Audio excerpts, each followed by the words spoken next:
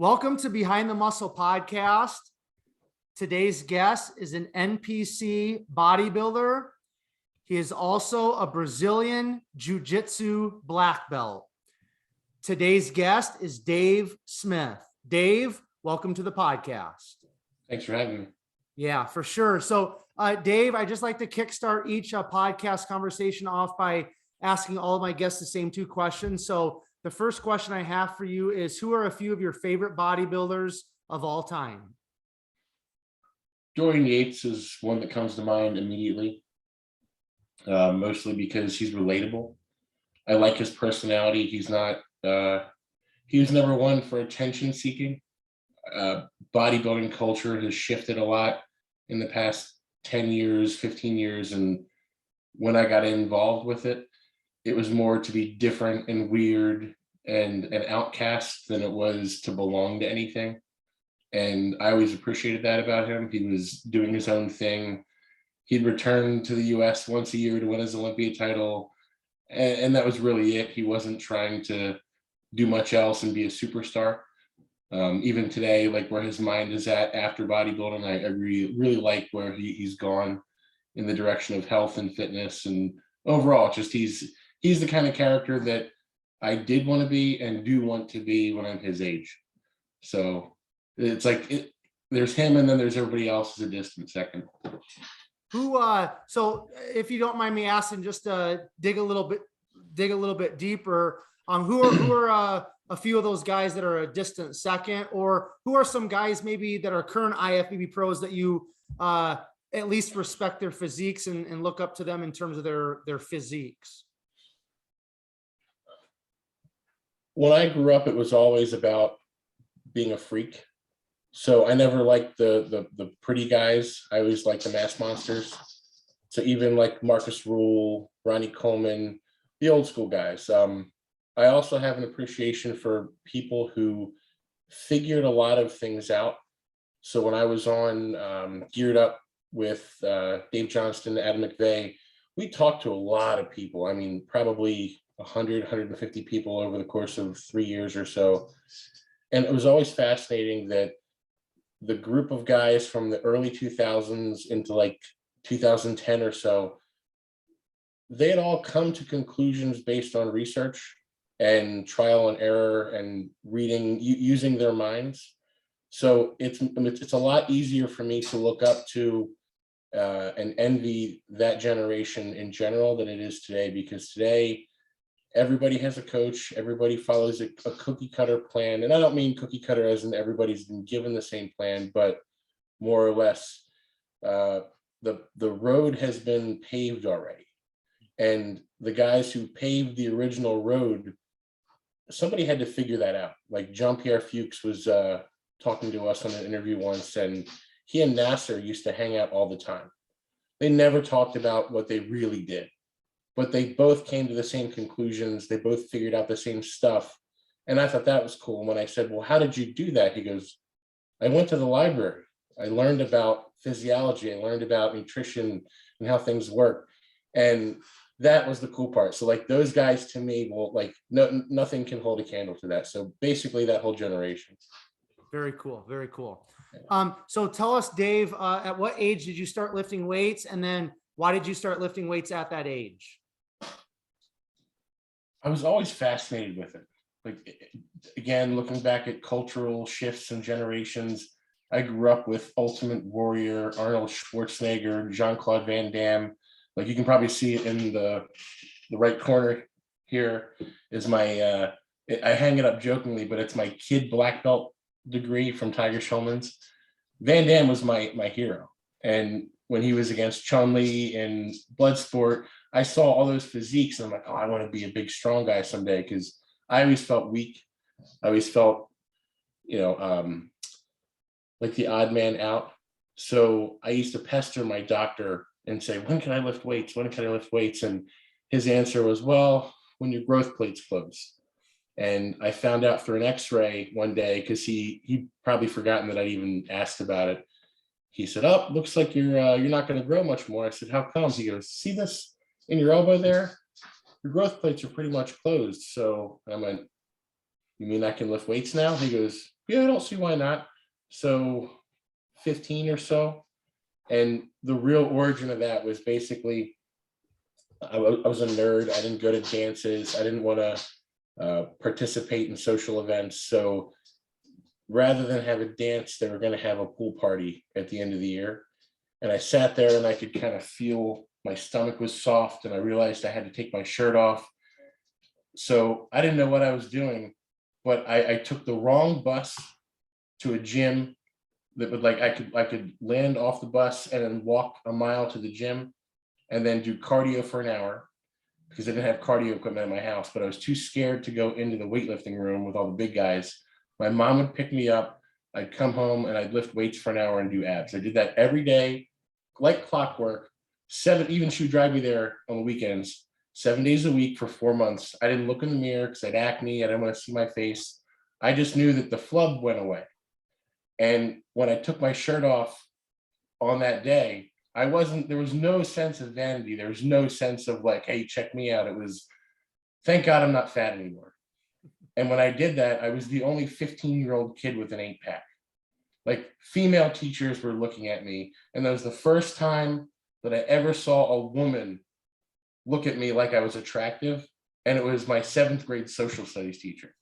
So that was like the kicker of like, I might be kind of good at this. And the rest kind of took off. So I think that's probably out of the hundreds of interviews that I've done on this podcast, I think that's probably one of the best ones right there for that question. So I love that. Now, I kind of like to use that question, Dave, just to kind of get a little bit more into my guests, upbringing and childhood, because obviously the name of the podcast is Behind the Muscle. So I kind of like to get the story behind the individual. So why don't you talk a little bit more like where you actually grew up? You mentioned you were kind of like a nerd and things like that, but talk about maybe some of the family dynamics. Did you have any siblings? Did you have any like positive role models or influences in your life, including your parents or not? So just kind of work your way up to about high school. And then I've got a few more questions for you, and then we'll transition from there. Cool. I couldn't have had a better upbringing. We were like super middle class, struggled financially, but my parents were together in this world. To this day, it's my parents and I versus the world. I don't have siblings. I grew up in a street that I didn't have a lot of children to go play with. And I started working very young. My dad's older than most dads. He had me at 41. So when I was 13, he put me to work at the family business, which was a full service gas station. And then at 16, I wound up working full time sophomore, junior, and senior year. So I was 40 hours a week through high school. And I spent all my free time. If spring was baseball season, I could play baseball. But after work, I would go to the gym for as long as I could, which is about an hour and a half. And then I would hightail it to work from 5 to 9 every night. And I just put as much emphasis as I could on gaining muscle from that freshman day, that pool party day, up to when I graduated. I went from 185 to 250. And around junior year is when I met accidentally my first coach. So I didn't know I wanted to be a bodybuilder at first. I knew I liked lifting weights. I knew it was a physical gift to a degree, but I also put in so much effort that it's hard to tell. You combine puberty and massive amounts of food. Who knows what my genetics were really like? Because I kind of caught I paired puberty with all of my development. So I remember where I was. I was at 7-Eleven right near my high school. Went back when they used to actually have magazines, and I opened up a Flex magazine. And I looked up at these guys thinking, it'd be cool to be that someday, but there's probably something special about them. And I looked in the back of the magazine, and there's this kid. It said he just won the teen national championships. He's tanned and he's posing on Venice Beach and looks perfect. And I thought, well, no wonder he's from California. That's what California people do. I'm from Pennsylvania. I can't relate to that at all. And as I begin to get to the end of the article, I look and he's from Jamison, Pennsylvania. And I go, wait, what? Jamison's 10 minutes from my house. So it was like that moment of clarity where I go, oh, he's from around here. And he's not that big. I'm actually like larger of a person than him. So it got my brain working a little bit. I started to work at a nutrition shop right near my high school because my dad would let me just, for fun, work there a couple days a week. And in walks this short lady. She's looking for protein powders or bars or something. She goes, hey, you're real big like my boys are. And I said, right on, who are your boys? She goes, do you know Craig Feldman? And I said, Craig, that's Brett's brother. But at the time, everybody knew who Craig was because Craig was this famous, close to being a state championship wrestler who was always in the newspaper. No one really paid attention to Brett, but I knew who Brett was. And I thought, you're Brett's mom? She's like, yeah. She goes, you ought to get my number so you can get in touch with my boys. And I'm like, holy shit. So the guy that I just looked at in the magazine a year ago, his mom walks into the supplement store, hands me her number to get in contact with them. And that's how everything opened up. And Brett was my very first bodybuilding coach. So the guy that I got to see in the magazine a year later, I'm training with him. It was the stars aligned, See, that's why I absolutely love like just getting these backstories, Dave, because I've asked this question to a guest or two, in terms of like, do you feel like bodybuilding is something that we choose, or do you feel like bodybuilding chooses us? And like your story and so many stories of, guys that I bring onto this podcast, it's like, you can't help but to think that bodybuilding chooses us because like we all have these just unbelievable stories of like, I mean, it's just like myself. I'm from a small town, less than 5,000 people in Iowa, and that's where I currently live. And the guy that taught me how to lift weights was a former Mr. California. He was a former Mr. America. Like I've got pictures of him standing next to Sergio Oliva Sr. In competitions. Like, so he was in the golden era of bodybuilding in some way, somehow. I won't get into the story right now. He ended up in this small town of Iowa called Cherokee, Iowa, and opened up this gym back in 1990. And he's the one that taught me how to lift weights. And I think about that, and I think about all these stories. I'm like, I truly believe at the end of the day that for most of us, bodybuilding chooses us. Why don't you talk about that, or what are your thoughts on that? It's almost like saying, what's more important, nature or nurture? It's a combination of both, because if I didn't aggressively pursue it and have all those insecurities, which I still have as an adult, which is why I still pursue them, I would have never found those people. But at the same time, it does make you wonder, because so many things have happened along the way where it's like, I don't know how to describe how lucky I've been. I mean, even to the few people that I'm coaching right now, I kind of just help them to help them, because people when I was younger, probably from like 18, 19 through my mid 20s, they were helping just to help me. There was no like, here's your coaching fee every month. They were just genuinely interested in helping me get better. So yeah, it's a strong combination of both, I think. Cool. Yep. I just love the story. So before we kind of transition from the kind of the childhood and stuff, why don't you talk a little bit more about just your parents and like, what did they instill in you? Was it kind of the work ethic? Because you said still to this day, it's kind of you and your parents and against the world or against everybody. So just talk about their influence and what they really instilled in you as a young person, please. They left me alone in a very positive way. They didn't relate to anything that I ever did.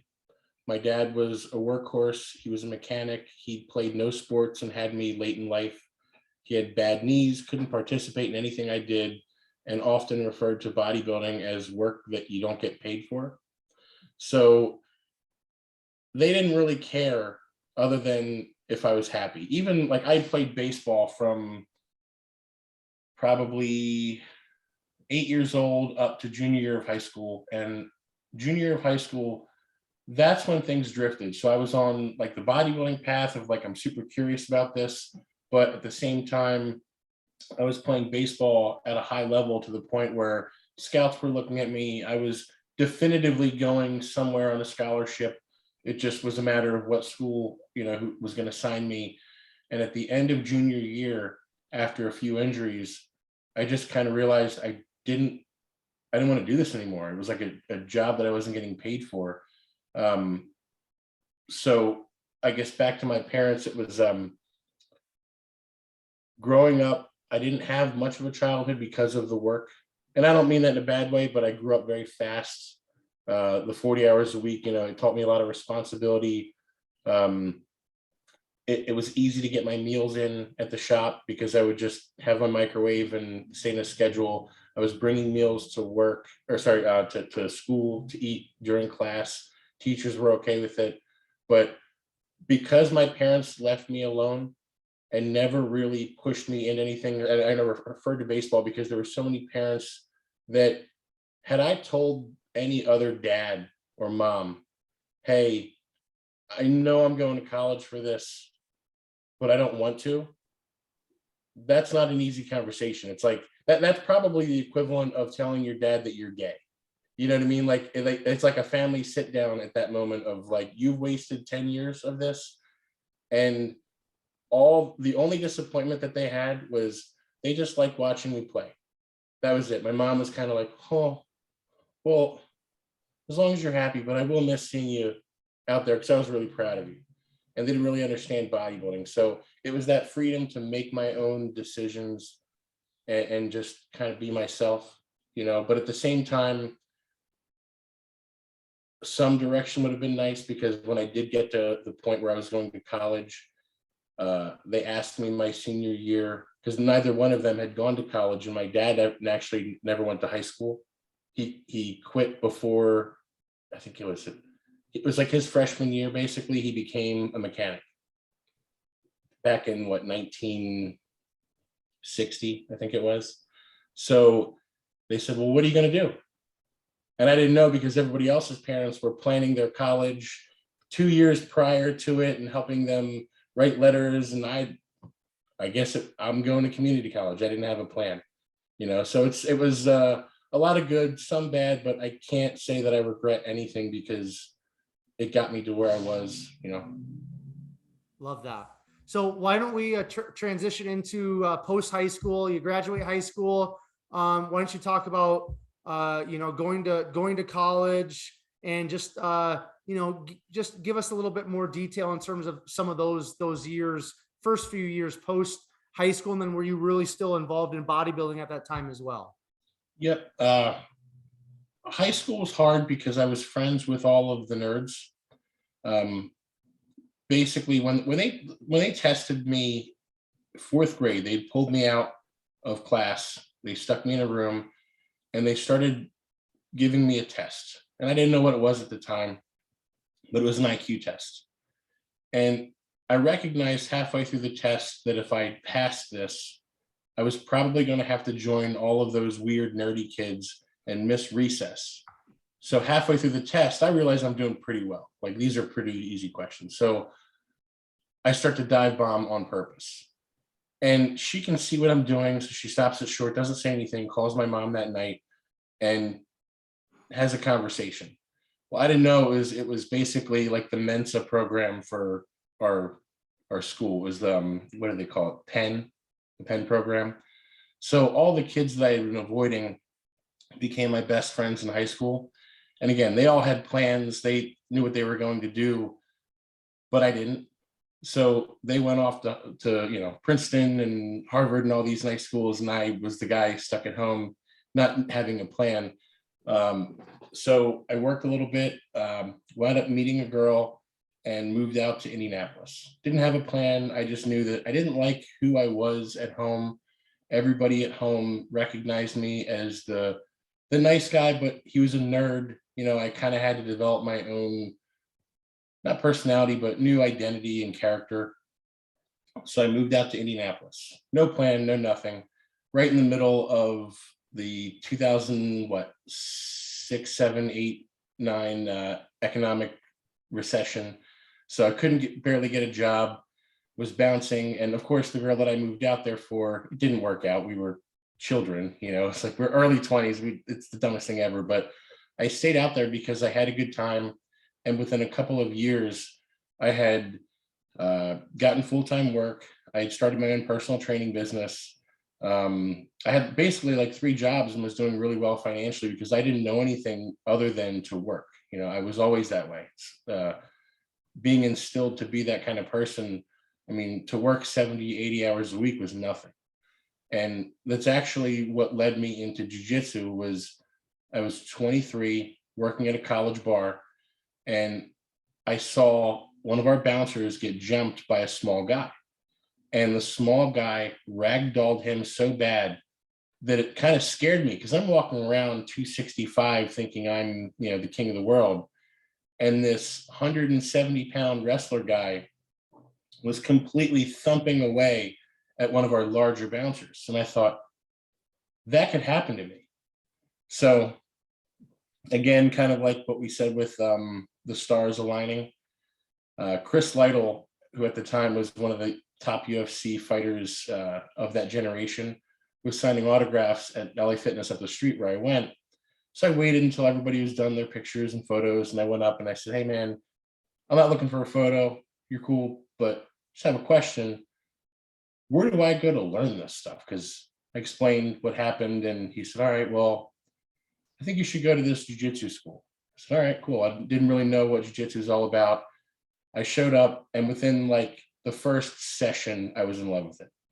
So 6 months into that, the coach sees that I kind of have an ability to move. I was hyper athletic, more so than most big guys. And he invites me Saturday to this special camp. And I didn't know what it was. This was 2009. I walk in, and it's like a football field of wrestling mats. I'd never seen a space that big in my life indoors with that much mat space. And I'm looking around, and Chris Lytle's in the corner, and all these UFC guys are in the corner. And I recognized it. It's like the one sport that I was kind of interested in.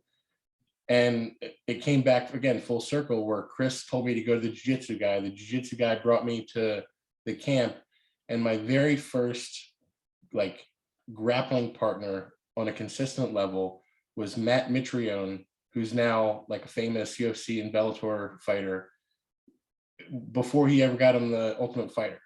So we would try to murder each other, you know, a couple times a month, and it was so much fun. But back in 2009, this was like when, again, he's beginning, I'm beginning. And that's kind of how that got started. And, you know, jiu-jitsu became parallel to bodybuilding.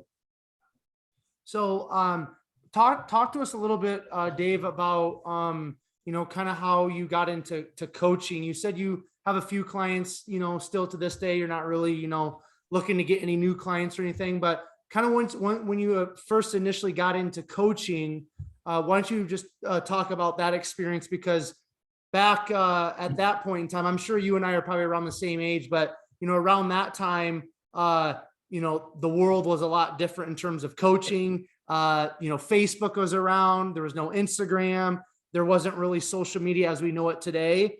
So why don't you, especially for some of the younger listeners that don't even realize really what we're talking about, but just talk about how you got into coaching back then, and how much you maybe enjoyed it, what you kind of learned from coaching other people, if you don't mind.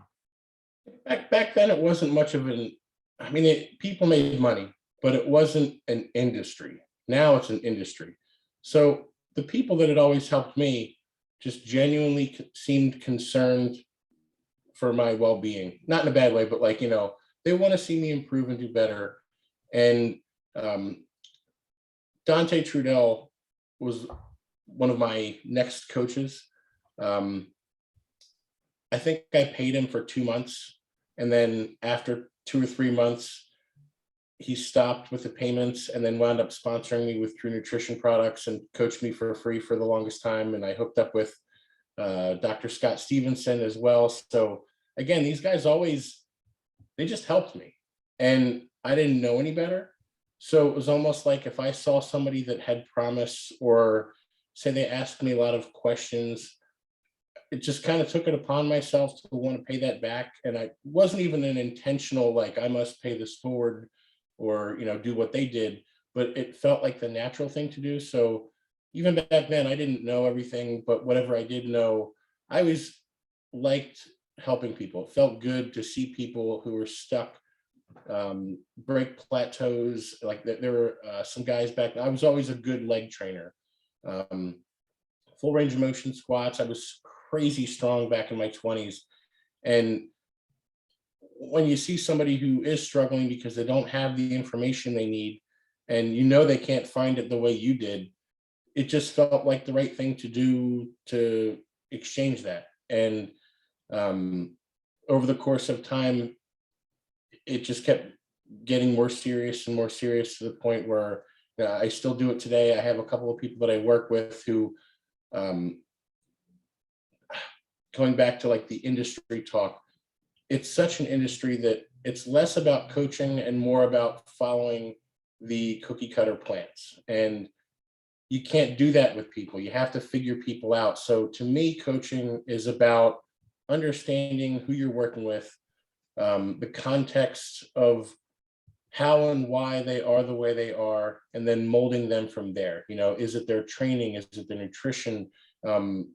Most people are just sending off diets that have either been used by other people or just assumed to work, that you're coming to a coach 16, 20 weeks out who barely knows you. By the time you're halfway through your prep, you've just begun to figure each other out. And yeah, you can force people into, into shape. You can force weight on them, but there's a better way. So most of the people that I do work with now are in person, because I break down their training to make it perfect. I teach them. I'm not trying to just give them information to go use, and then when they run out of information or when they stall, they come back to me. It's more about, how do I teach you to not ever need me? It's like a classroom instruction kind of thing. And then that's the way I prefer to do it. Mike Israetel does a good job at that too, where, it's not cookie cutter information, but it's what works for, eliminate the top 10% and bottom 10% of the genetic spectrum. And what do we know works best for most people? And let's apply that, and let's teach you varying ways to adjust that. I really like that approach, because most coaches don't do that. And I have a lot of respect for what he's doing, What, from your personal perspective, what makes a great physique coach or a great bodybuilding coach, as opposed to like a football coach or something? I'm sure there's a lot of similarities, but just from your experiences being a coach, being coached yourself, what makes a great physique or bodybuilding coach? Your ability to make decisions.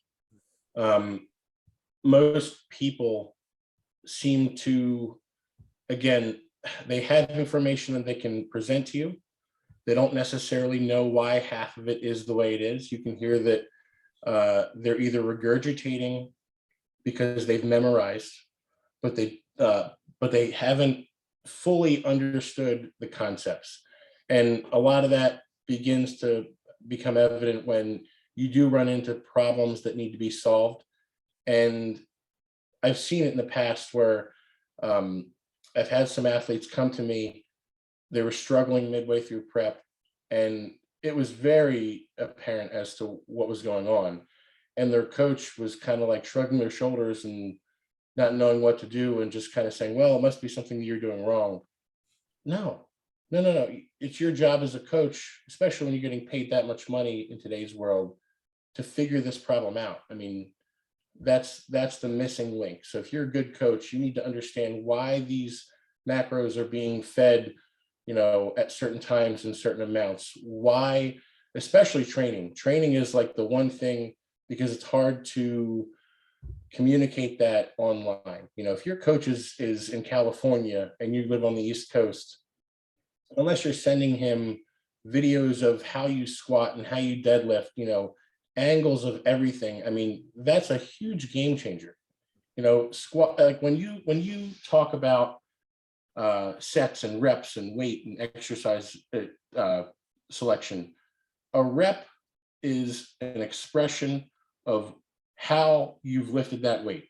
10 reps doesn't tell you anything. What does a repetition mean? How did you execute that repetition? What was the range of motion? all of these things come into play where if you're not thinking about that, you're lost already. So there's so much more to be had. It's like you could get so much better if you perfected all of that information. And that's where I think a good coach comes into play, where they are paying attention to those nuances, that it's the most important stuff. It's kind of like when you go out and live your whole day, what's the most important stuff? The little things, brushing your teeth, taking a shower, all of the small things that add up in a day, they're not small things. That's most of your day. So it's the same thing with training. It's like, dude, 4 sets of 10. I've even taken people and said, all right, your program says 4 sets of 10. What does that mean to you? What do you mean? Well, you got 10 reps in the first set, right? You got 10 reps in the last set, right? How many more reps could you have done? And they think about it. If they have to think about it, there's something wrong. It's like your coach didn't tell you any level of intensity. They didn't explain any. So it's like all of that, it's I think people are getting paid a lot of money for very little effort. And I'm offended by that. So before we move off of kind of like your coaching, I want to ask you, as you've been able to help other people, learn how to lift weights, learn how to bodybuild, however you want to word all that. What is coaching specifically, like, that time of coaching that you've had in your lifetime? What has coaching kind of given you, or what has it kind of taught you maybe about yourself, about life, about other people?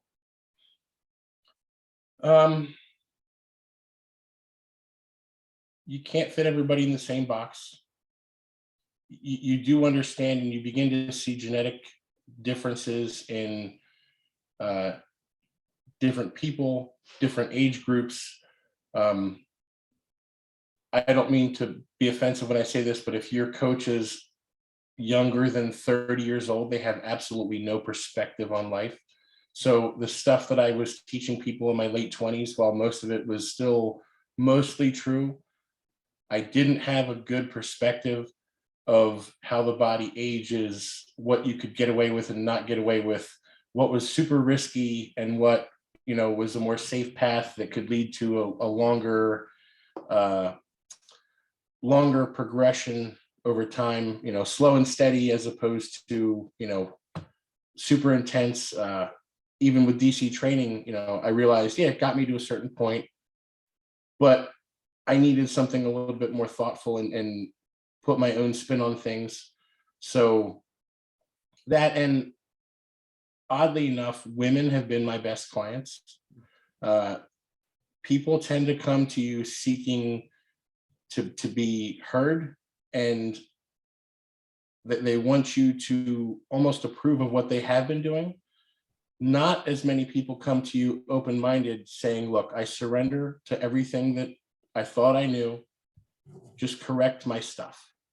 And men are the worst at that. Men are hard-headed. They'll do things and not tell you, or they'll tell you after the fact, and then you're constantly shifting gears. Women tend to let go and say, just tell me what to do, teach me what to do. And my biggest successes have been with them because there's no ego involved. They're just wanting to learn. And it tends to be more fun with women.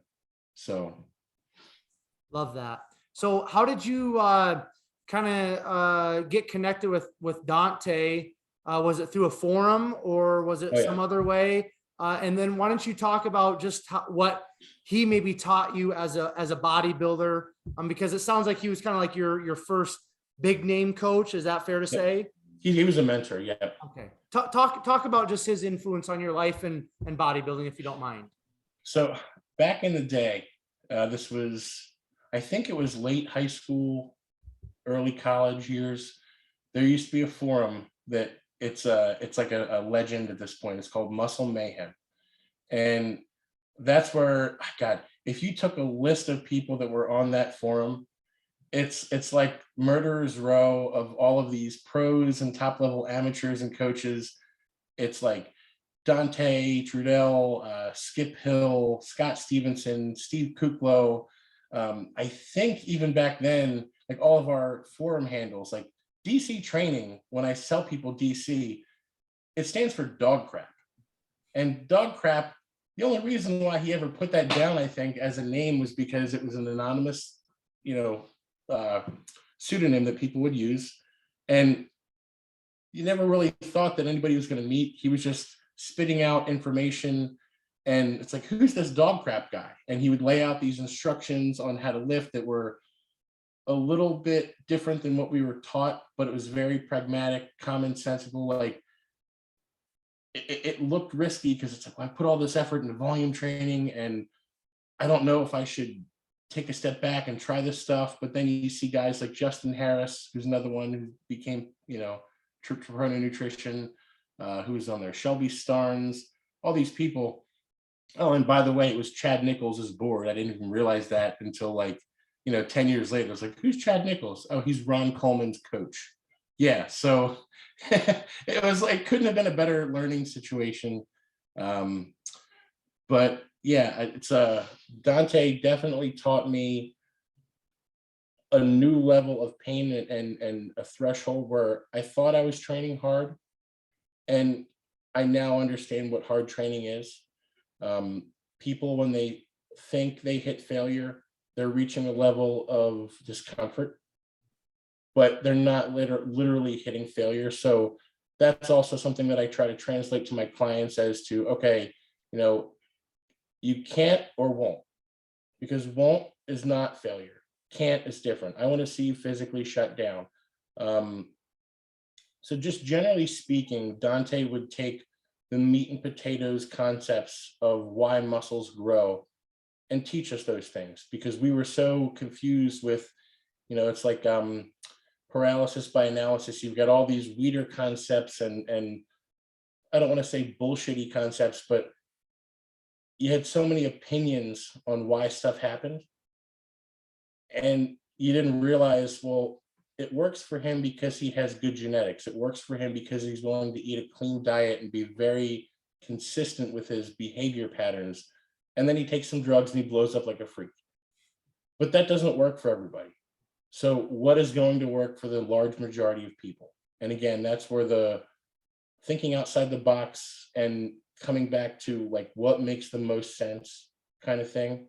And he's probably one of the originators of all, and the emphasis on health. He's one of the first guys who really took a step back and said, look, you're getting a blood pressure cuff. If you're going to be huge, that's an absolute necessity. You're getting blood work. I'm not allowing you to do any more PEDs than a certain level because you're going to kill yourself. And that's now becoming a huge issue in our sport.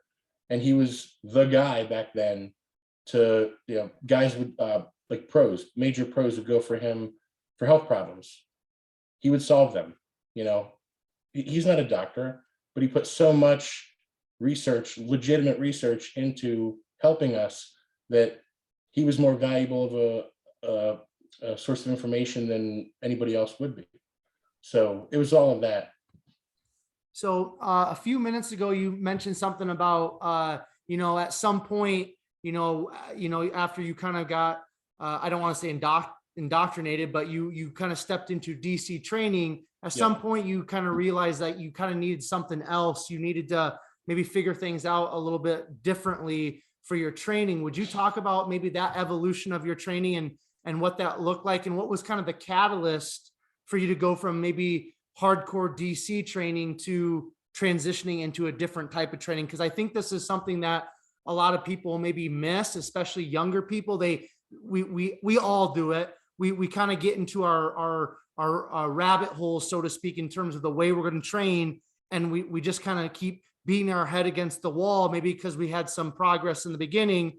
But from my perspective, in all the years I've been bodybuilding, bodybuilding, if you allow it to be, there's different levels, and it's an evolutionary experience and process. So talk about going from DC training and maybe going into a different type of training, and what was that catalyst, please? So with DC training, I was in my mid to late 20s. Yeah, mid to late 20s. And I started to get some injuries. My elbows were in pain. My shoulders are starting to wear out. Little things that I just thought were natural shouldn't be natural. And I think I got to about 2012 where I was on a path of frustration and couldn't get any better than what I was where I was at. And I decided to take a step back from bodybuilding. So it was mostly DC training. Scott Stevenson, who would still to this day be my coach if I wanted to do a prep. I was using him as my coach, but he was a DC, disciple. And even Scott has his own methods and, ways of doing things. But when I took a step back, I focused more on jiu-jitsu, and I thought, I'm only going to lift weights 3 days a week and focus the rest of the days on jiu-jitsu. And I was at a point in my life where I could go to school, work, do jiu-jitsu 7 days a week, and lift I had a lot of free time. Life was good.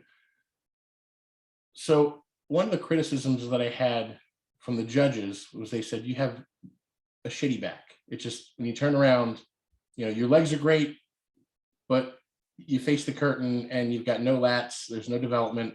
I had the thickest erector spinae possible, but no real development of any other upper, outer, spots in my back. And when you look back at DC training, it was all about load. How much weight could you put in that bar? How many reps could you get with it? Progressive overload was the end all be all. But I never really put a lot of thought into what was moving that weight. So when I would push something, I would push it. A chest press was just an overall, get the weight from my chest to lockout position, however I needed it to get there. Never really thought twice about it. And even back then, there was an older guy who I was really good friends with in Indiana who would always say, you're lifting weights, but you're not training the muscle. And I always thought he was a dick, because I'm thinking, no, you're a wimp and you don't want to lift heavy. But in retrospect, he was 100% right. So John Meadows at the time was starting to become Mountain Dog. He was another one who was Mountain Dog 1 on Muscle Mayhem. So that's how we knew each other. And he was showing people new exercises for back, saying that, hey, look, barbell rows don't work for everybody. Maybe something's off, the movement, the angle, whatever it is, but you have to find stuff that you can actually feel in your back. So I thought about that, and I'd only do stuff in the gym if I could feel it, because I knew I may not compete in bodybuilding again. So I'll do stuff that feels good. And by feel good, I mean, I'm training lats. Are my lats pumped? Are they stretched? Are they contracted? Focus on that. So for about 2 years, only training 3 days a week, that's what I did. Do stuff that feels good. And I decided, you know what, I'm going to get ready for the no-gi Pan Am Championships. I was a blue belt. I thought, start to dip my toes in the water to compete. So I started doing cardio. I was tracking. I log everything. Like, I'm Mr. Notebook. I take notes for my notes for my notes. So I'm logging all my cardio, logging all my diet. And then I jokingly put up like a back shot on Instagram. And somebody asked me, when's your show? And I said, I'm not doing a show. Bing. And they immediately start texting me. It's that same guy who told me, hey, you're lifting weights, not training the muscle. He goes, oh, I thought you look pretty good. You look like you're about 7 weeks out. So I thought about it for a minute. And I said, I wonder what's in 7 weeks. So I ditched the no-gi pans and decided to hop in on a whim and do the Philadelphia Championships. And when I showed up, I looked like the guest poser instead of the actual athlete. And when I turned around, I had a back. It was pretty cool. Like, all the muscles that I had that weren't being developed because I never really paid attention to tempo and technique. And, why is my arm curling this? Well, the bicep has to actually curl the weight. It's not just you lifting the weight. Your chest has to move your shoulder moves your humerus. Think about that, the tissue, train the tissue. So that was kind of the beginning of, oh, you need to start thinking for yourself and dig a little deeper, because there's a lot more to this. And ever since then, the deeper I've gone towards that direction, it's been crazy to see. Even at my age, there's certain body parts that I'll get a new idea, I'll test it for 2-3 months, and it feels like magic, but it's not. It's just a better understanding of, oh, if you'd only known this 15 years ago. So it's that evolution of understanding how stuff works, how your body works, why it works, and applying that. Yeah, I love that. Now, I want to ask you this, Dave, do you feel like, having some sort of foundation with the DC training, or, maybe just more lifting weights and focusing on the load, do you feel like because you had some sort of foundation in that area, do you feel like that helped you build some thickness and helped you get some overall size? And then once you transition into maybe, feeling things a little bit more, focusing on mind to muscle connection, do you feel like that combination helped you? Or do you feel like somebody could maybe start right off with more of the mind to muscle stuff and kind of get the same results? What's your mindset on that? You would need to be guided correctly. If you, how to put it, DC training taught me that certain things always matter. So I still use progressive overload. If you don't, it's foolish. I mean, that's why I log everything. I have probably 3 or 4 years worth of past training logs just sitting there, not even as a reference, but like that's my behavior pattern set. And if I had never been a DC trainer, I wouldn't have a logbook.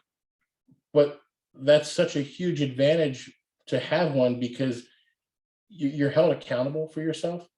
So every time you go to the gym, you know exactly what you should be doing. You know exactly where you should be.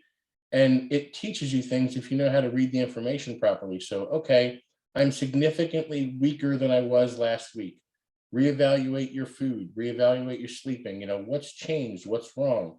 You take notes on minor injuries. How did you feel that day? I even write my notebook, slept like shit, or I'll put 60% as in like, that's where I'm at feeling, so that I know in reference to those notes, things like that. And it is the pushing the boundary of intensity. So I don't know if I would have been training as hard. I probably would have been stuck in the group of people who think, oh, this is a hard set. But there were moments where I thought I was going to die DC training. Like, I remember the first day that I had to do a Widowmaker ass to ankles with 405. I did 405 for 12. And Dante told me, he just said, get your 12 steady and then breathe out until you get to 20. And when I hit 20, I saw white spots and I racked the bar. I vomited. I couldn't move for 15 minutes, but it's that understanding of, oh, I did it. But if I had never been pushed that hard and never put the emphasis on that, that it certainly wouldn't have. The same thing with the eating. It was also progressive overload for eating. So I would have never been as muscular, because I would have never pushed the food. It's like, get your meals in. You need this amount of food. That is the way muscles grow. Nothing else. PEDs are only helpful in that manner. But if you're not training the way you do and you're not eating the food, your muscles cannot get any bigger. And if they're not getting any bigger, something needs to be increased, or reevaluated. But it was that constant data, constant, again, pushing yourself to the newest limit that people today don't do. So if they're not put in that position, you're not going to get where you need to be. And that's a lot of what some of my clients are seeing now. We're like, they'll get to 8, but they really could get to 12. They just needed to trust themselves. And when they see what 12 feels like, they have that 5 minutes of clarity of, oh shit, that was horrible, but it's a confidence builder. It's like, oh, I know where I can go now. And then that's what builds the strength. That's what builds the size. So yeah, it's I don't think if I hadn't have found DC, there's no way I would have been where I'm at. No way. Perfect. So I want to talk a little bit about your just like some of your competition history. And then I want to get back into a little bit of jujitsu talk, and then we'll kind of wrap things up. But so talk to us, Dave, about how old were you when you actually did your first competition? And then just talk about maybe some of your contest history, maybe some of the highlights. And, I think you've kind of stepped away from competing here in the last year or 2 or 3 years, whatever it's been. But do you ever think you're going to compete again, and just kind of touch on why or why not? My very first contest was my senior project. So for senior year of high school, we had to do some kind of thing where I don't even know how to properly describe it, but it was, just, I did a bodybuilding show and I explained all of the nutrition and training, and I knew that I could out talk whoever was going to ask me questions about it. So senior year in the fall, I did the NPC Gold Classic in New Jersey as a super heavyweight who should have been a heavyweight because I wasn't dieting properly. And I got second place. And the teachers thought it was the coolest thing in the whole world, because who does that? Like, it was so uncommon back then. I did the teen nationals after that. And the year that I did teen nationals, again, like when I met Brett tried his best. And even Brett was limited in retrospect as to what he knew. He was still a kid himself. He was in his early 20s, like 23 or 24. So I didn't know what I was doing. He didn't know what he was doing. I was doing my best. But that year it was pretty cool because it was Gerald Williams, Steve Kuklo, Matt Berzicott, Jason Huh won that year. You look at it, it's like all of the rookies that became something. 3/4 of the roster became total monsters. And what was really funny was that was the year Gerald Williams showed up like a fat mess. And we were laughing at him backstage, like, this kid doesn't belong here. What is he doing? And then the next year, I think he comes back and just smokes everybody because he gets the right help. And he later on becomes IFBB pro Gerald Williams, which is the coolest thing ever to see, like the back and, the before and after. But I did a lot of state shows, usually had success winning my class. I'd always get beat conditioning wise because I didn't really figure out food until my 30s. Even nutrition's gone a long way. I used to follow a diet that was more carb heavy, low fat, high protein. I reduced my carbs over time. And I just thought I was a bad dieter. I would get to a point where my carbs got low. I didn't know what it was, but I would go hypoglycemic. And I actually crashed my car in 2009 going hypo. I passed out at the wheel. It was on a 4-lane highway in Indianapolis, totaled the car, almost wound up in the hospital. But I just thought that was normal. I thought it was, maybe the pain that you go through when you diet. And then of all people, I started reading articles by Dave Palumbo, where he was more fat heavy and less carbs. And that was the game changer for me. But it wasn't the individual game changer, because obviously it's not like any fat is going to work. But I dieted on steak and peanut butter, like an idiot. But I got super lean and I felt good. And then you develop, into a more, what do you call it? Not intellectual, but you get a better understanding of how food works. So you switch to healthier fats and all that stuff. But I stopped loving the competition part because I always knew I liked training and I liked being in the lab more than I did anything else. So the competition was always anticlimactic. I'd get there, but I always needed something to do. So once I got to the show, it would be a month of depression following the show, because I didn't really have a purpose anymore. So I needed to go pick a new show and start marching forward to that. But that's also why jiu-jitsu became more of a thing, because it was always something to work on, something new to be explored, and bodybuilding was more repetition.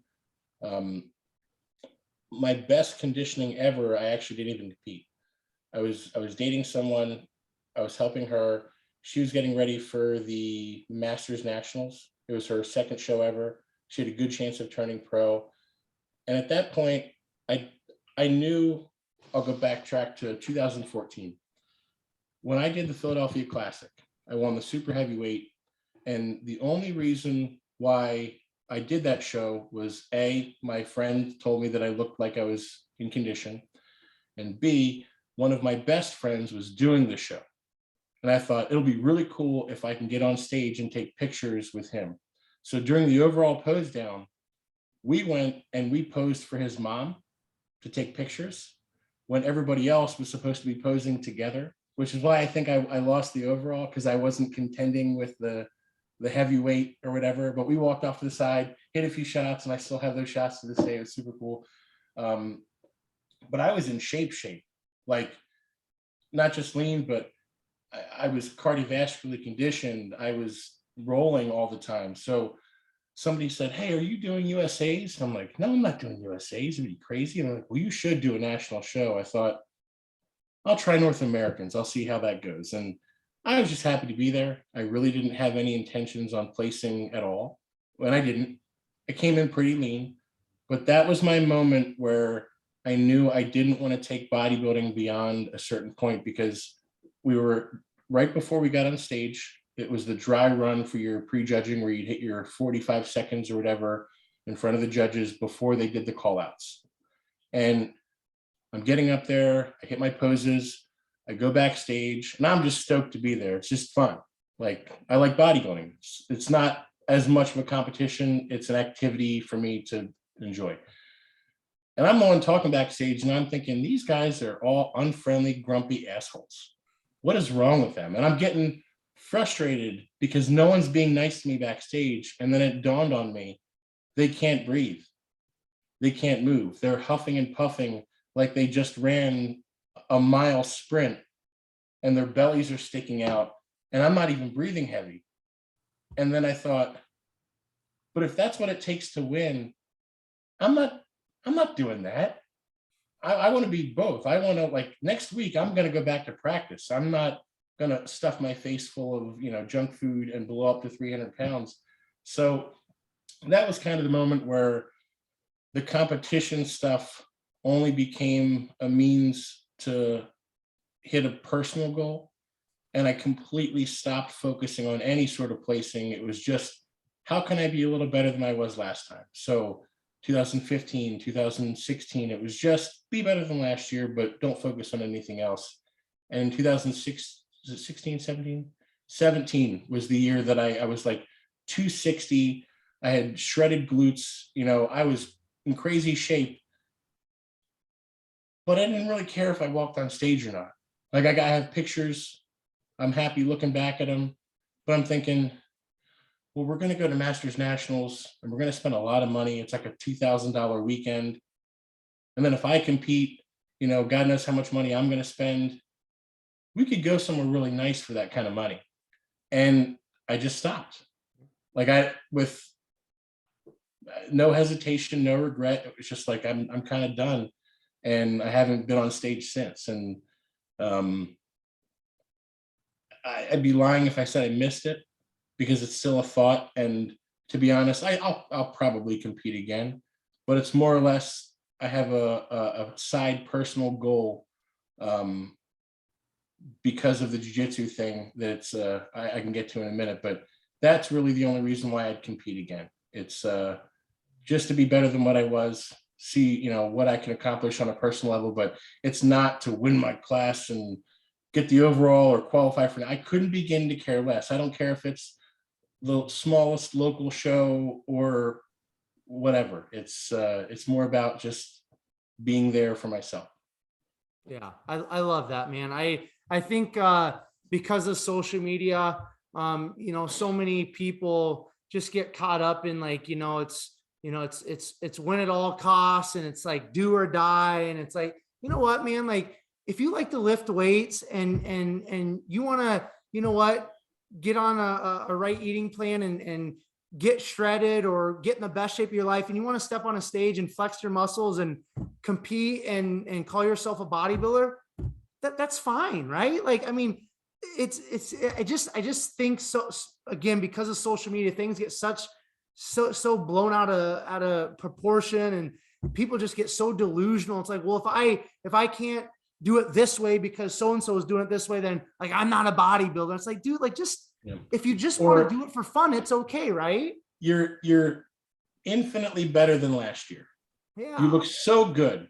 your peak physical condition, you know, everybody around you, your family, your friends, they're so proud, you know, just to be around you, because odds are wherever you are, unless you're training at Flex Lewis's gym in Vegas or at one of the biggest gyms in the country, you're the guy or you're the girl.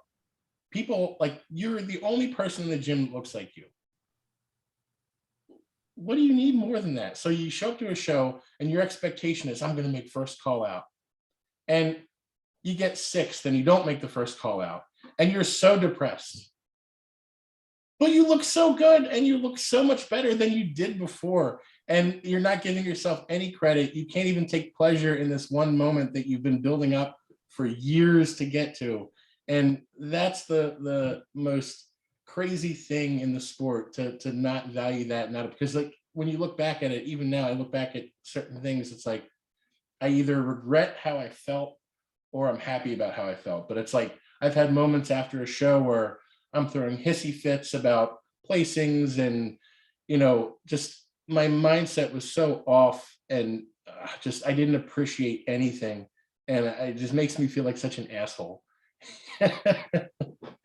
Yeah, I mean, I think it's healthy for any of us that are in the bodybuilding realm or call ourselves bodybuilders to take a step back every once in a while and just, like, remember, first of all, why you got into it. Hopefully it's a legit reason, but just take a deep breath and just, you know, be grateful and thankful. So let's finish up, Dave, with a little jujitsu talk. This is honestly, being, I mean, very candid here.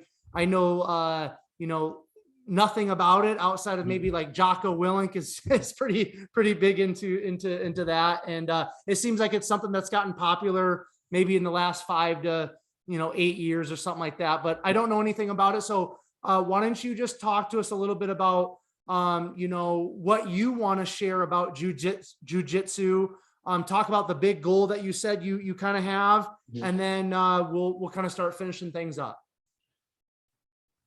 I love jujitsu because it's such a deeply thinking sport that if you meet a black belt in jujitsu, his mental capacity has to be so high to have that belt that it's hard to understand. It's the only real, and I use the term martial art for lack of a better term, because, Brazilian Jiu-Jitsu really started with crazy Brazilian guys who were super machismo, proving they were better than everybody else and proving that your martial art was a waste of time and it sucked. They would literally walk into other martial arts studios and say, your stuff is bullshit. We're going to beat you up.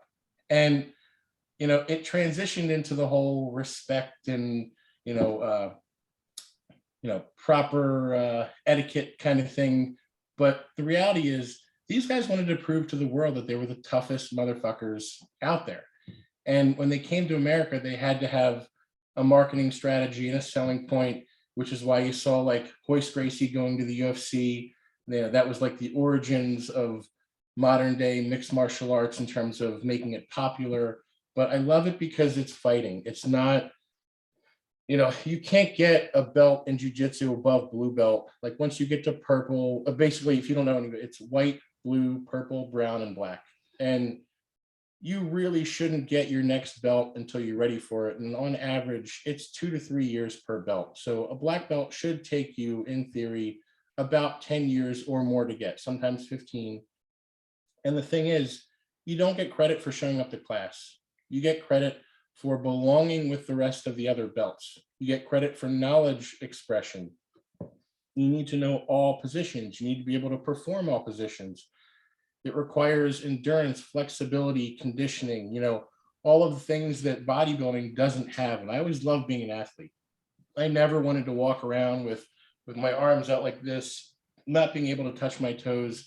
If anything, I had the exact opposite game of what a larger guy is supposed to have. Most big guys are, takedowns, top pressure, squeeze you to death, make you feel super uncomfortable.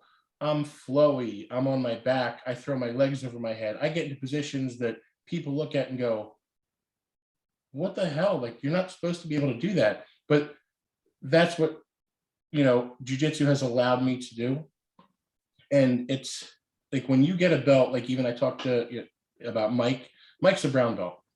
Mike is a brown belt because he can manhandle anybody at or below his rank and even people above his rank. So every belt should mean something.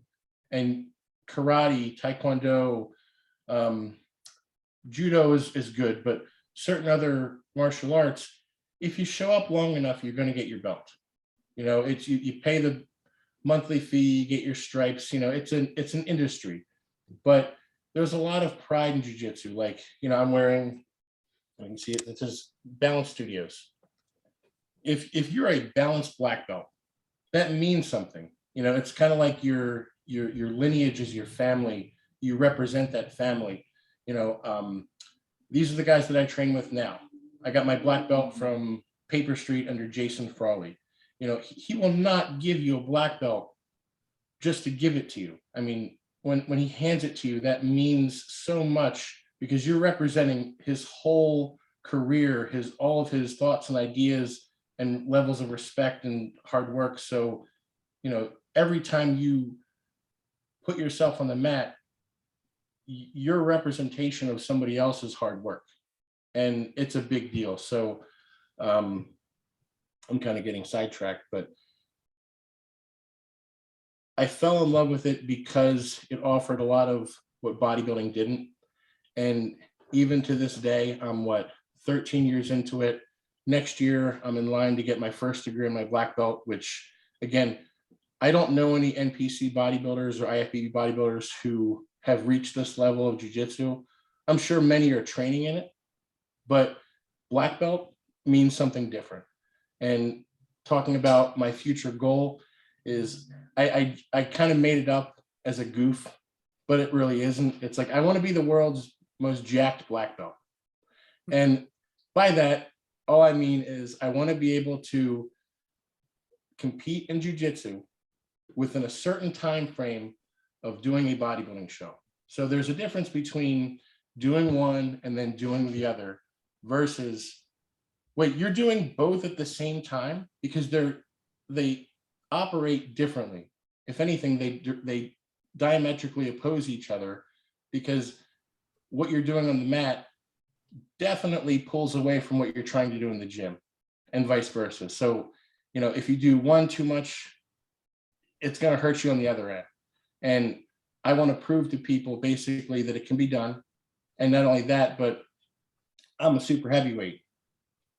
It's one thing if you're a middleweight, if you're a smaller guy, you can get lean on stage and you can still move around, but being 250, 255 on stage, and then a month or two later, take a super fight, that doesn't happen. So it's more or less just to say I can do it. And I've only got 2 years because Mike got his brown belt a year ago or less, and we're friends. So I want to do it before he does, because I know he's still competing in bodybuilding and he's still training, and we're the only two guys that I'm aware of, and it's just because it's he's my buddy. I love that. And when you say Mike, you're referring to Dr. Mike Israetel, correct? Yeah. Just for the YouTubers and listeners to the podcast, so they know. I knew that because you'd brought him up before we started recording, but I think that's awesome, Dave. That's super cool. I want to kind of finish up here, kind of before I give you the final words and then I do the outro. I kind of want to just ask you. I like to ask this question, and because we've talked, bodybuilding, and then we just talked a little bit of Brazilian Ju Jitsu. I'm going to kind of combine both the questions, but so what do you feel like bodybuilding has taught you or given you? And then same thing with Jiu-Jitsu, Brazilian Jiu-Jitsu. What do you feel like it has given you or taught you? So maybe there's a combination of things, maybe there's separate things, but just thoughts on that. So before I even get into it, I had a friend once say that being a Brazilian Jiu-Jitsu black belt means nothing in real life. And I couldn't disagree anymore. So we'll start with bodybuilding. I'm heavy on, like I said, notes and planning and all of that stuff. I was always busy. tracking my data, planning my life out, it actually led me to my job, my full-time job. Being so hyper aware of everything and being a planner, I'm a project manager right now. And that's with no college degree. That's with starting at I've had the worst jobs you can imagine. If I listed them off, you'd probably just go, holy shit. But I ate plates of shit for years, you know, in the worst positions possible to work myself up. But the attitude and the consistency of bodybuilding led to other aspects of my life. It's like, I hate to be corny about it, but like, I know Joe Rogan says that, you know, jujitsu is a vehicle for human potential. You know, bodybuilding and jujitsu are both the same, where it's your job to express things from that into other parts of your life if you are able to do that. So yeah, there are plenty of bodybuilders that don't think anything beyond it, and they just do their thing and then they go live their normal lives, and it doesn't help them at all. But it shouldn't be like that. You should learn valuable lessons from what you're doing. And same thing with jujitsu. Jujitsu taught me to plan 3-4 steps ahead. That's what being a black belt is. The moves are always the same. I mean, you learn an armbar at white belt, you perfect an armbar at blue, purple, brown, black belt. How do you get there? Because you're taking someone who doesn't want to be there. Not only that, they're aware of what you're trying to do. So how do you plan to set this up in a way that is completely catching them off guard? And that's what jiu-jitsu's translated to me in real life is, I need to get something done at work, or I need to plan something 3 weeks ahead. What are the stages? What are the events that will lead me to that in real life? You know, my brain is always thinking a little bit extra and beyond because of that. And it's that mental exercise of, you know, being how many steps ahead that leads to a lot of my other successes. So the combination of both really helped. If I had one or the other, I mean, I'd still be doing just fine, but, you know, in a way, they were my educations. And is it the best way? No, I don't recommend it to everybody else. I wish I would have done, you know, other things and made better choices or had some direction in my early 20s, but it's the best that I could do at the time. But yeah, but I sincerely believe that I wouldn't have my job. I wouldn't be in my house. You know, I wouldn't have anything that I have right now if it weren't for those sports.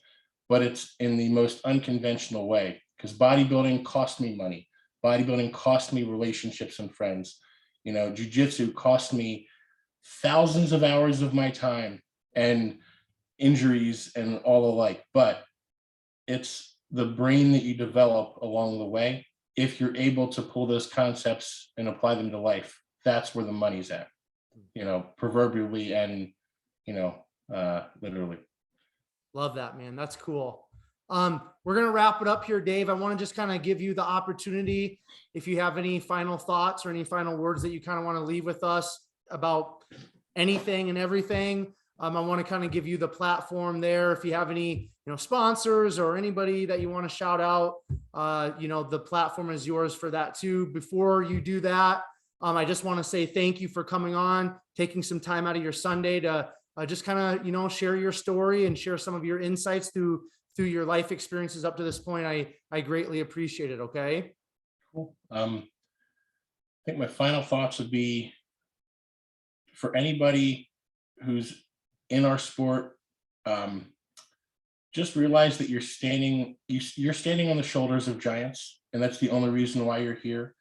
Everything is easy right now because other people figured this stuff out the hard way. So when especially the way culture is, people are seeking attention, you know, everybody thinks they're special. To me, the only reason why you exist is because other people helped you get to where you are. You know, they form these thoughts and ideas. They trickled down they trickled down to you for your benefit. So have some appreciation. Like, it's almost difficult for me to talk to my clients without giving credit to everybody else but myself, because I will never claim to have figured anything out.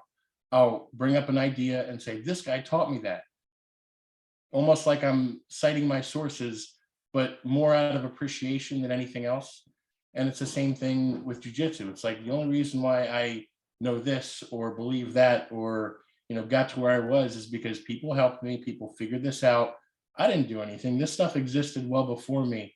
So I think that's the biggest thing, is appreciate the people around you who helped you, and also appreciate that none of this lasts forever. You have to have a future. You always have to be thinking in a forward direction. So that I see a lack of that now. It's even 2 and 3 years ago, there were different coaches, there were athletes that have fallen out of popularity. This isn't everything. Life is a lot deeper, but at the same time, when you're going through this sport, just like I said, be thankful.